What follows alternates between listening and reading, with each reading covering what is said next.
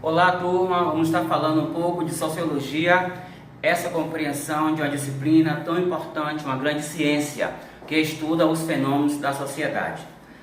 A sociologia, ela surge para compreender como o ser humano se constitui em uma sociedade, como os fenômenos sociais são estudados e são elencados, e o que realmente acontece em todos os momentos sociais, em todos os momentos que o homem luta pela sobrevivência. Outra questão muito importante é sabermos como estamos vivendo na sociedade. Emile Durkheim foi um grande sociólogo e ele pregou o seguinte, que o ser humano, ao nascer, encontra a sociedade pré-estabelecida. Os seus costumes, seus anseios, seus desejos já estão ditados nas regras e convenções sociais. Não adianta queremos mudar, porque a sociedade anterior já impôs o que deveríamos estar fazendo e de que forma estaríamos nos posicionando. Ou seja, já encontramos que o casamento tem que se efetivar, como no passado se pensava, entre o homem e a mulher. Mas a sociedade ela vai se constituindo e modificando ao longo dos anos e do tempo. E chegamos ao século XXI com o casamento entre pessoas do mesmo gênero, ou seja, do mesmo sexo. E a sociedade ela vai mudando de acordo com a evolução e o pensamento humano. Então ela não é estática, ela não é parada, ela está em sempre expansão em diversos momentos e importâncias da sociedade e do nosso nascimento. E estudar a sociologia é enriquecer-se de conhecimentos. De conhecimentos o quê? Que nos coloca a reflexão de todos os momentos que passaram a sociedade. No passado nós tínhamos um momento histórico, ou seja, lá na China antiga, lá no Egito antigo, no Império Romano. Então a forma como a sociedade se constituía naquele período ou naqueles períodos não se faz nenhuma menção nem referência ao nosso momento hoje no século XXI.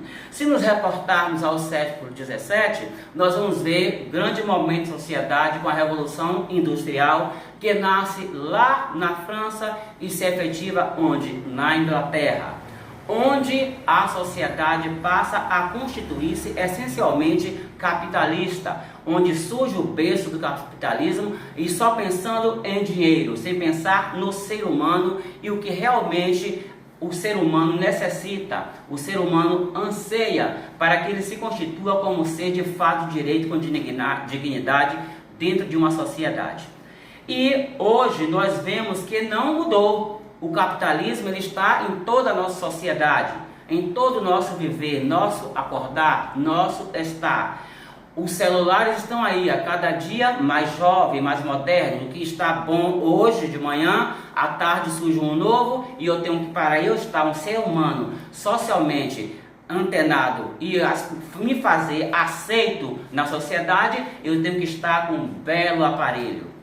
Mas isso é um pensamento de um povo essencialmente capitalista, consumista. Então temos que estar pensando e ressignificando esses valores. O que realmente importa na sociedade é o ter ou realmente é o ser?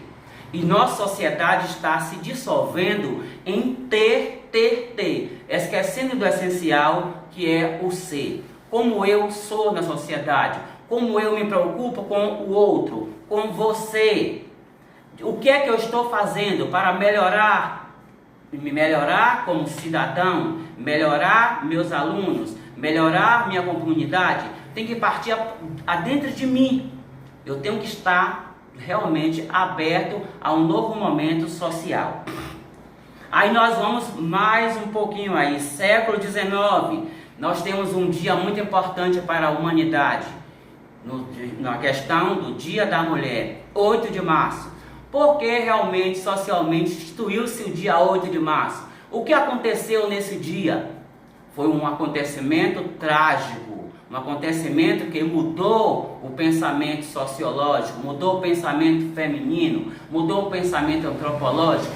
Quando em Nova York, em 1887, acontece um fenômeno que acabou com a esperança de 127 mulheres. norte-americanas que trabalhavam em uma fábrica e elas reivindicavam jornada de trabalho de 10 horas e fizeram uma greve. Na época a jornada de trabalho era de 15 horas e é uma jornada muito pesada, carga horária exaustiva, e elas aí se trancaram na fábrica e se recusaram a trabalhar. O que os donos da fábrica e a polícia de Nova Iorquina fez? Ateou fogo na fábrica e todas morreram queimadas. Então foi um acontecimento sociológico trágico. E nós temos que estar compreendendo por que o dia da criança, por que o dia do santo tal, por que o dia da mulher, por que o dia das mães, para compreender como a sociedade está constituída de fato de direito.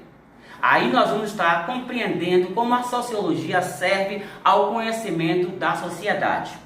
Aí nós temos, a partir da Revolução Industrial, surgem novos conceitos sociais, novos conceitos antropológicos, novos conceitos pedagógicos. A filosofia se reencontra, a sociologia se reencontra, entra um novo contexto de parâmetros sociais que vão mudar a mola propulsora do mundo com uma nova mentalidade capitalista, sociológica, filosófica e uma nova visão de mundo. Aí nós temos a divisão social de classes. Como foi dado isso aí? A partir da Revolução, a partir do estudo antropológico, sociológico, as classes se dividem. Aí nós temos a classe A, classe B, classe C, a classe operária, que é a classe proletária. Aí nós temos o surgimento de Karl Marx, século XIX, com seu estudo sociológico. O grande alemão que revolucionou o pensamento está entre nós. Mas só que o pensamento dele para a época era a mais-valia absoluta, ou seja, como eu me constituo na sociedade. O que é a mais-valia absoluta? É minha força motriz, eu vender a minha força de trabalho para as fábricas, para o dono do capital, que são os burgueses. Mas só que para os nossos dias não vale mais a mais-valia absoluta, vale a mais-valia relativa, porque a absoluta eu trabalhava juntamente com 50, 100 colegas de trabalho para dar conta e cabo de uma determinada função que era estabelecido pelas indústrias ou pela zona rural, onde eu estivesse constituído para trabalhar. Hoje temos a mais-valia relativa. O que quer dizer? Hoje eu opero um computador que ele faz o trabalho de 100 homens.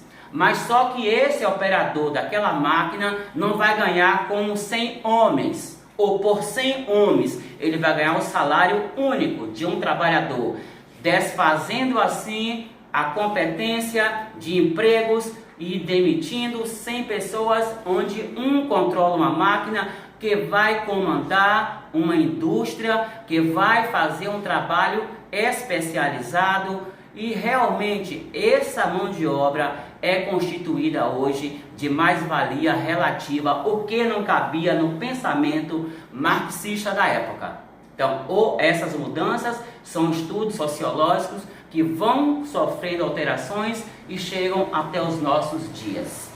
Aí nós temos hoje, se pensarmos como era a sociedade brasileira dos anos 20, anos 30, anos 40, aí traçarmos parâmetros de hoje para lá e para cá, nós vamos perceber que ao longo da história brasileira houve grandes mudanças, grandes avanços, constituições se fizeram, constituições caíram. Getúlio teve o momento dele como um grande ditador, teve ascensão, teve queda. Tivemos um momento também histórico e negro da nossa sociedade, que foi o golpe militar de 64, que se estende até 1985 e começa uma nova abertura política com o Tancredo Neves, que vem a falecer. E aí nós temos uma grande euforia no Brasil com Collor de Mello, quando após a ditadura é o primeiro presidente eleito pelo voto popular. E aí, se nós pensarmos o que é sociologia, é um estudo minucioso de como funciona a sociedade. Tendo base e fundamento nesse estudo, vamos compreender os problemas pelos quais estamos passando. Vamos compreender o que realmente é ser um ser cidadão social que luta pela emancipação política, pela emancipação de gênero, pela toda essa questão que perpassa pelos nossos momentos sociais do nosso cotidiano, que vai transformar o nosso pensamento. Então, fica aí nessa breve aula falando sobre sociologia de uma forma elencada, e nós estaremos juntos na próxima aula.